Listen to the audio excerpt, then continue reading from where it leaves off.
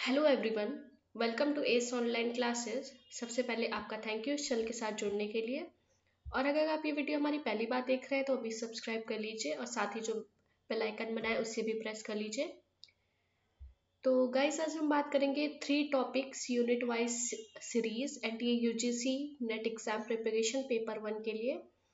और बेसिकली हम डिस्कस करने वाले हैं यूनिट 1 टीचिंग एप्टीट्यूड का एक टॉपिक ब्लूम्स टेक्सोनॉमी, जो कि बहुत ही इंपॉर्टेंट है एग्जामिनेशन पॉइंट ऑफ व्यू से। तो गाइज, इस वीडियो को एंड तक देखिएगा ताकि सारी चीज़ें आपको अच्छे से समझ में आ जाए। तो चलिए स्टार्ट करते हैं। Bloom's taxonomy created by Benjamin Bloom in 1956। 1956 में बेंजामिन ब्लूम ने एक टेक्सोनॉमी दी जिसे कहा गया blooms taxonomy. Blooms taxonomy is the hierarchical ordering of cognitive skills that can help teachers teach and student learn. तो ये दोनों के लिए बेनिफिशियल है, टीचर्स के लिए भी and student point of view से देखें तो उसके लिए भी। Blooms taxonomy has 3 domain. इन्होंने बेसिकली 3 डोमेन्स की बात की है। पहला है कॉग्निटिव, अफेक्टिव एंड साइकोमोटर।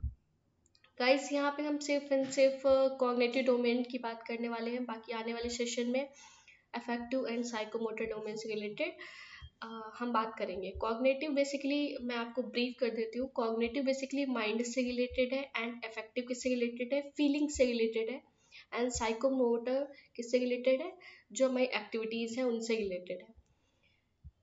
तो चलिए हम पहले कॉग्निटिव डोमेन के बारे में डिस्कस करते हैं। इसमें इन्होंने 6 स्टेप दिए, जैसे कि आप देख सकते हो ये ब्लूम्स टेक्सोनॉमी के स्टेप्स हैं।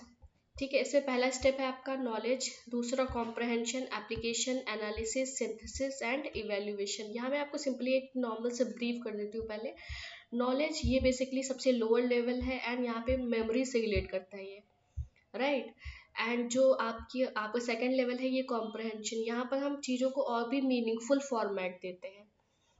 यहाँ पर हम चीज़ों को क्या करते हैं, मेमोराइज कर रहे होते हैं। सिंपली जो हमें सिखाया जाता है हम उसको सिंपली क्या करते हैं, मेमोराइज करने की कोशिश करते हैं। एंड कॉम्प्रहेंशन, इसमें हम क्या करते हैं, चीज़ों को समझते हैं, अंडरस्टैंड करते हैं, उनको एक मीनिंगफुल फॉर्मेट देते हैं। एप्लीकेशन की अगर हम बात करें तो हमने जो सीखा है, हमने जो समझा है, उसको हम क्या करते हैं, रियल लाइफ में अप्लाई करने की कोशिश करते हैं। एनालिसिस में हम क्या करते हैं, हम चीज़ों को ब्रेक डाउन करके उनका एनालिसिस करते हैं, राइट। मतलब अगर हमें कोई भी चीज़ पता है तो हम उसके जो फैक्ट्स हैं उनको हम अलग अलग डिफाइन करके हम एक चीज़ों को काफ़ी हद तक न्यू वे में अंडरस्टैंड करने की कोशिश करते हैं एनालिसिस में। एंड सिंथेसिस, जो हमने ब्रेक डाउन किया था उसी को हम क्या करते हैं, सिंथेसाइज करते हैं, मीन्स कंबाइन करके एक मीनिंगफुल चीज़ प्रेजेंट करने की कोशिश करते हैं वैल्यूएबल फॉर्म में। उसके बाद जो लास्ट स्टेप आता है इवेल्युएशन। इवेल्युएशन में हम सिंपली क्या करते हैं, हमने जो हमारा करंट है एंड प्लस जो हमारा स्टैंडर्ड है उसको इवेल्युएट, उसको कंपैरिजन करके एक रिजल्ट, एक कंक्लूजन तक पहुंचने की कोशिश करते हैं। तो चलिए देखते हैं अभी इसके कुछ टर्म्स हैं जो कि इसमें दिए हुए हैं, वो हम बारी बारी से समझते हैं ताकि चीज़ें और भी आपको क्लियर हो जाए। तो इससे पहला जो टर्म है, recall of information, discovery, observation, listing, locating and naming. तो यहाँ पे हम क्या करते हैं, सिंपली रिकॉल ऑफ इंफॉर्मेशन, मतलब जो भी हमने सीखा हुआ है, टीचर्स ने, कह सकते हो जो स्टूडेंट ने सीखा है अपने टीचर से, वो सिंपली क्या करता है, उसको रिकॉल करने की कोशिश करता है। डिस्कवरी करता है, ऑब्जर्व करता है क्या कैसे चीज़ें हैं। नेमिंग करता है, naming means listing, listing, classifying, you can say. ठीक है। जो दूसरा टर्म आता है आपका कॉम्प्रहेंशन आता है। कॉम्प्रहेंशन मैंने अभी बताया, जैसे कि इसमें हम चीज़ों को मीनिंगफुल फॉर्मेट देने की कोशिश करते हैं, हम चीज़ों को अंडरस्टैंड करते हैं, उनको हम ट्रांसलेट करते हैं, समराइज करते हैं, डेमोन्स्ट्रेट करते हैं और साथ ही साथ डिस्कस भी करते हैं। आई होप कि ये आपको अच्छे से समझ में आ गया होगा। नेक्स्ट हम बात करेंगे एप्लीकेशन की। यहाँ पर हम चीज़ों को क्या करते हैं, अप्लाई कर रहे होते हैं। जो भी हमने नॉलेजफुल तरीके से नॉलेज गेन की हुई होती है और हमने कॉम्प्रहेंड किया होता है, चीज़ों को अच्छे से अंडरस्टैंड किया होता है।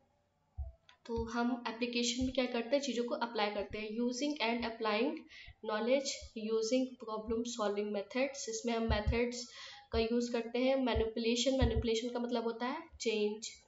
डिज़ाइनिंग, एक्सपेरिमेंटिंग, हम चीज़ों के साथ क्या कर रहे होते हैं, एक्सपेरिमेंट कर रहे होते हैं। एनालिसिस में क्या है, जो नेक्स्ट टर्म है हमारा आपका, इसमें हम क्या करते हैं, चीज़ों को ब्रेक डाउन करते हैं। तो चलिए देखते हैं। आइडेंटिफाइंग एंड एनालाइजिंग पैटर्न, यहाँ पर हम क्या चीज़ों को एनालाइज, जो भी पैटर्न चल रहा है किस फॉर्म में है, उस चीज़ों को और भी अच्छे से समझने की कोशिश करते हैं। दूसरा है organization of data and recognizing trend, जो भी ट्रेंड चल रहा है हम उसकी बात करेंगे। ठीक है। सिंथेसाइजेस, अभी मैंने बताया सिंथेसिस में क्या होगा, इसमें चीज़ों को सिंथेसाइज कर रहे होते हैं, हम चीज़ों को कंबाइन कर रहे होते हैं, जो भी हमने एनालिसिस के थ्रू जो भी हमने ब्रेक डाउन किए हैं, राइट। तो यहाँ पर हम चीज़ों को क्या करते हैं, using old concept to create new ideas, यहाँ पर हम कुछ नया क्रिएट करने की कोशिश करते हैं। Design and invention, composing, imagining, inferring, यहाँ पर हम चीज़ों को क्या करते हैं, इन्फर करने की कोशिश करते हैं। मॉडिफाइंग, प्रिडिक्टिंग एंड कंबाइनिंग, जो कि मैंने अभी बताया आपको, राइट। अब जो लास्ट स्टेप आता है इवैल्यूएशन। इवैल्यूएशन क्या है कि हम करेंट एंड स्टैंडर्ड को मैच आउट कराने की कोशिश करते हैं, या उनका हम कंपैरिजन करने की कोशिश करते हैं। तो इससे पहला है assessing theories, comparison of ideas, evaluating outcome, solving, judging, recommending and rating, right. तो यहाँ पर हम चीज़ों को क्या करते हैं, कंक्लूजन फाइंड आउट करने की कोशिश करते हैं, हम चीज़ों को जज क्या सही है क्या गलत है, या क्या कंक्लूजन होना चाहिए, उस बेसिस पे उनको रेट करना, कंपैरिजन करना। ठीक है। तो ये सब इसके अंडर आता है। तो ये हमारे 6 स्टेप्स हैं ब्लूम्स टैक्सोनॉमी के अंडर। ठीक है।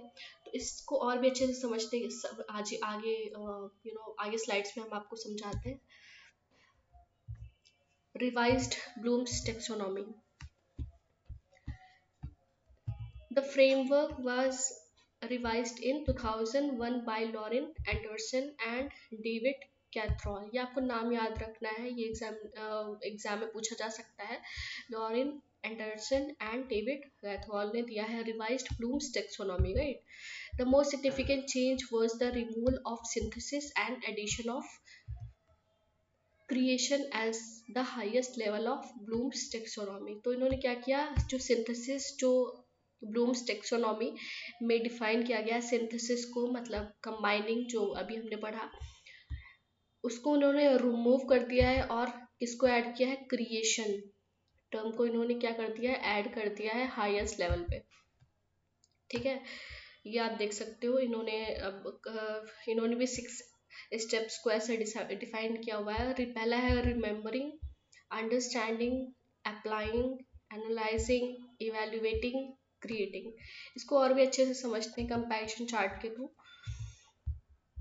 1956 में जो ब्लूम्स टैक्सोनॉमी है, ये है इसके स्टेप्स, बाकी कुछ रिवाइज्ड है, उनको आप चलिए देखते हैं बारी बारी से। नॉलेज को इन्होंने क्या कर दिया है, remember, comprehension, understanding, application, apply, analysis, analyse, synthesis, synthesis को इन्होंने क्या कर दिया है, यहाँ पे रिमूव कर दिया है। ठीक है। उसके जगह पे इन्होंने क्या कर दिया है, जो लास्ट स्टेप पे इन्होंने क्रिएशन को दे दिया है। ठीक है। और इवैल्यूएशन का जो इसमें लास्ट स्टेप था, वो इसका क्रिएट के अंडर आ गया है, राइट, या क्रिएट के एक स्टेप पहले आ गया है आपका। ठीक है। तो आप ये अच्छे से समझ सकते हो, बहुत ही इजी है समझने में, राइट। तो गाइस, जैसे कि आप जानते ही हैं, अभी हमारी 2 सीरीज चल रही हैं। पहली जो है वो 20 most important MCQ unit wise series है। दूसरी जो है आपकी वो है 3 टॉपिक यूनिट वाइज सीरीज। इसमें हम 3 टॉपिक कवर करने वाले हैं हर यूनिट से। बाकी हम इसके भी MCQs सभी यूनिट्स के हम प्रोवाइड करने वाले हैं। एंड कुछ क्या आपको लिंक हमने दे दिए हैं डिस्क्रिप्शन बॉक्स में, आप जाके चेक कर सकते हो, राइट। तो guys, one most important thing, अभी के लिए बस इतना ही। UGC एस ऑनलाइन क्लासेस के साथ बने रहिए। तो मिलते हैं नेक्स्ट वीडियो में, तब तक के लिए थैंक यू।